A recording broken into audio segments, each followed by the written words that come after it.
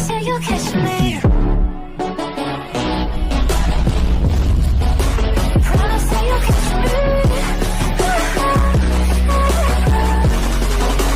Promise that you'll catch me.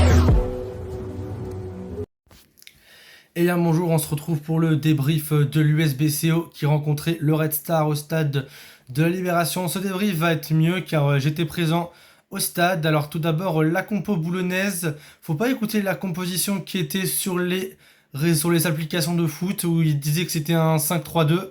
La compo boulonnaise cette saison c'est un 3-4-3 avec ballon, et sans ballon on redescend en 4-3-3. Alors au cas c'était Blondin ou que. La charnière centrale de 3 c'était Demba Thiam, Kariou, Brusco. Piston droit Plâtré, piston gauche Boyer.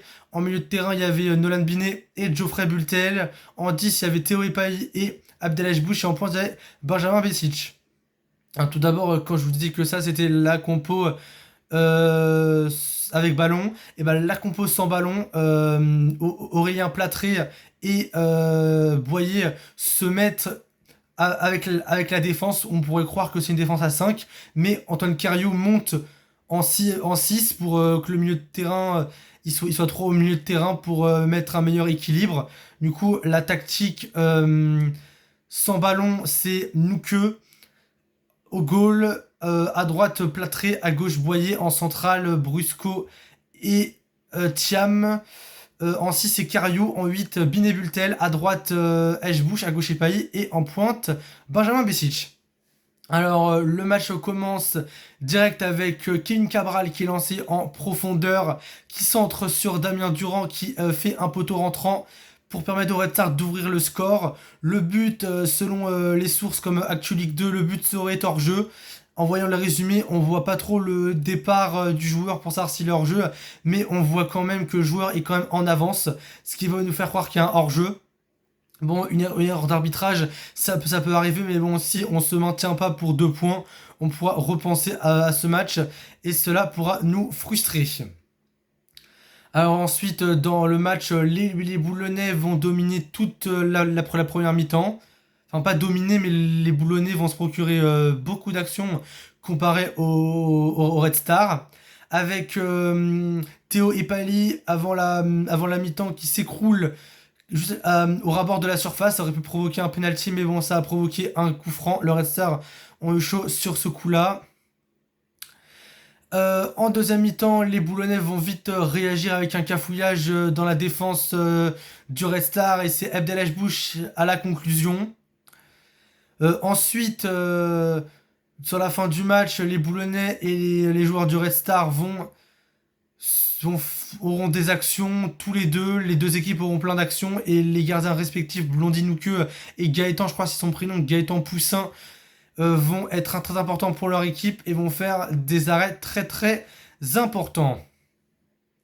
Alors je vais vous dire maintenant ce que j'ai pensé des joueurs. Alors ça va être très rapide parce que j'ai bien aimé tous les joueurs aujourd'hui. Tous les joueurs de Boulogne ont été bons, il n'y en a aucun qui était en dessous. Et bon, on va quand même faire quelques mentions honorables. Alors mention honorable d'abord à Théo Epailly. Franchement son match incroyable. Il est trop rapide, fusé, il prenait tout le monde de vitesse, rapide, il faisait des bons dribbles, sauf que il y a quelques 2-3 dribbles qui ont été ratés, mais à part ça, c'était parfait. Et également Abdelhaj Bouch qui revient de Annecy. Merci aux Anderson de nous l'avoir rendu, car qu'est-ce qu'il est fort. Bouch, bah, c'est grâce à lui qu'on marque, c'est un des meilleurs du match. Il combine bien avec Epailly. En plus, on a appris que c'est grâce à Bouch que Epailly était revenu à Boulogne. C'était lui qui lui avait demandé de revenir. Donc pour ça, on peut le remercier. Et le troisième joueur que je vais mettre dans mes tops, c'est Antoine Kariou. Antoine Kariou, ce petit jeune qui était prêté en National 2 l'année dernière. Enfin, il était arrivé chez nous au mercato d'hiver, si je me trompe pas, et avait été prêté tout de suite en National 2, où était resté avec son club en prêt en National 2, si je me trompe pas. Et depuis le début de la saison, il est titulaire en charnière centrale. Et avec sa jeunesse, il est déjà bien mature. Et ce qui rend très bien. Et lui, c'est un très bon joueur. Aussi, je voulais aussi, hors du match, dire un bravo à Théo Brusco aussi. Lui, ce match-là, c'était un peu, on l'a un peu moins vu que les autres matchs, mais Théo Brusco, sinon il est présent défensivement, en même temps c'est un défenseur, il est même présent offensivement, il tente quelques frappes en dehors de la surface qui nous permettent d'apporter du danger. Également Demba Thiam à son âge, qui va avoir 37 ans l'année prochaine. Franchement, Demba Thiam, pour son âge, il est trop fort. Trop fort. Et également Jonas Martin pour son âge. Jonas Martin qui a fait une saison un peu compliquée la saison dernière, même s'il nous a aidé à des moments. Il n'était pas trop régulier. Alors que là, Jonas Martin, les 2 matchs qu'il a fait, ils étaient vraiment très bons. Et là, il aura un masque pour les prochains matchs. Et j'espère qu'il... et j'espère que le match, enfin que le masque va lui donner un niveau encore supérieur, comme ça le fait pour certains joueurs. Également Nolan Binet. Nolan Binet, lui, franchement, c'est un amoureux du club. Il a reçu des offres de Saint-Étienne, de Brest, du Cercle Bruges, et il a dit je veux rester encore une saison à Boulogne pour aider le club. Franchement, un grand merci à lui. Il rentre trop fort aussi avec son volume de jeu, sa capacité à récupérer des ballons, à les garder. Incroyable. Et pour finir cette vidéo, un petit point infirmerie. Infirmerie, il y a encore Martin Lécolier qui est blessé avec sa fracture qui s'était faite à la clavicule.